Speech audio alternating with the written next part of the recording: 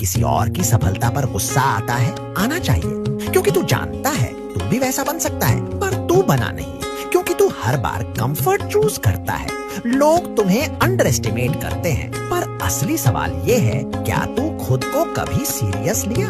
हर बार जब तू डिले करता है, किसी और का ड्रीम रील में वायरल हो जाता है और तू बस स्टोरी पर रिएक्ट करता रह जाता है। तेरे एक्सक्यूजेस तुझे रात को सुलाएंगे, पर रिग्रेट सुबह उठ के कटेगा। या तो आज उठ जा और उन सबको चुप करा दे जो तेरी काबिलियत पे हंसते थे, या फिर बस जिंदगी भर उन्हें देखते रहे जो तेरे जैसे थे पर रुके नहीं।